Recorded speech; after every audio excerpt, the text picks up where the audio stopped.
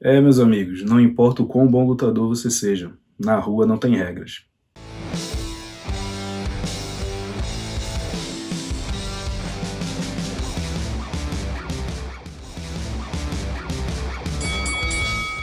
Qualquer um que curte filmes de ação já deve ter visto algum filme com um roteiro super inovador, tipo quando o mocinho tem que enfrentar vários bandidos para conseguir concluir seu objetivo, seja impedir um crime ou então salvar uma donzela indefesa. Agora eu garanto que nenhum diretor de cinema jamais faria uma história como essa que eu vou contar hoje, que é de longe uma das mais bizarras que eu já ouvi. Em junho de 2006, o Uriah Faber era o lutador mais conhecido do mundo com menos de 70 quilos. Ele era ex-campeão peso-galo do Gladiator Challenge e era campeão também peso-galo do King of the Cage, que eram eventos menores nos Estados Unidos. Em outubro daquele ano, ele se tornaria campeão peso-pena do WSC numa luta contra o Cole Escovedo, mas nessa ocasião ele estava em Bali, na Indonésia.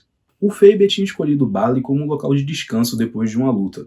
Ele já estava lá há mais ou menos 3 semanas e, como faltavam poucos dias para ele voltar para os Estados Unidos, ele optou por curtir uma das últimas noites numa boate. Lá, o garotão fez uma amizade com algumas garotas e começou a sair junto com elas. Ele estava na pista de dança quando um cara apareceu e deu uma ombrada nele. Depois disso, esse cara se afastou e ficou encarando o Faber durante um certo tempo. Depois de alguns minutos, o Faber encheu a paciência e chegou pro cara e perguntou se ele queria resolver a situação fora da boate. Os dois foram para um beco próximo da boate e lá eles começaram a brigar.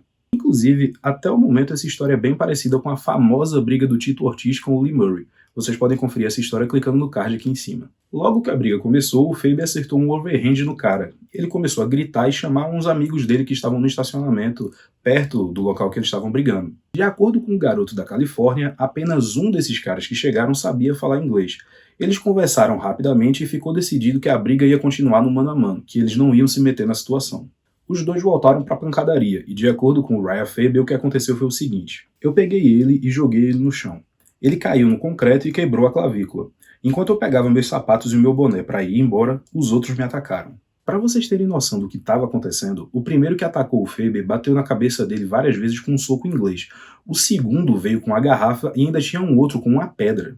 O Ryan até tentou brigar no início, mas logo ele saiu correndo de volta para dentro do clube. Quando ele chegou lá, ele se viu deitado no chão recebendo socos e chutes de todos os lados. Em meio a isso, um cara que estava com um pequeno martelo acertou a perna dele, formando um grande hematoma. Em meio a essa confusão, algumas pessoas começaram a agarrar os agressores, dando tempo dele fugir da boate de volta para a rua. Nisso, enquanto ele tentava sair da boate, um cara tentou impedir. Ele acertou uma cotovelada no cara e saiu correndo em direção a uma loja de roupas que ficava próximo dessa balada. Quando ele chegou lá, ele já estava coberto de sangue e ele implorou para os funcionários da loja deixarem ele entrar para ele tentar se proteger. Os funcionários não abriram a porta porque estavam com medo de também serem agredidos. Na porta da loja, ele teve que se desvencilhar de mais 3 caras que estavam perseguindo ele. Ele golpeou o cara que estava com um soco inglês, empurrou o cara que estava com a garrafa e conseguiu sair correndo antes que o cara com o martelo conseguisse chegar nele. Ele foi perseguido de volta para a boate. E segundo o próprio Faber, foi nesse momento que, depois de ser perseguido, agredido com um soco inglês, com a garrafa e com um martelo, que ele percebeu que esses caras estavam tentando matar ele. Na frente da boate havia um táxi estacionado. Ele entrou no táxi e começou a gritar para o motorista dar a partida.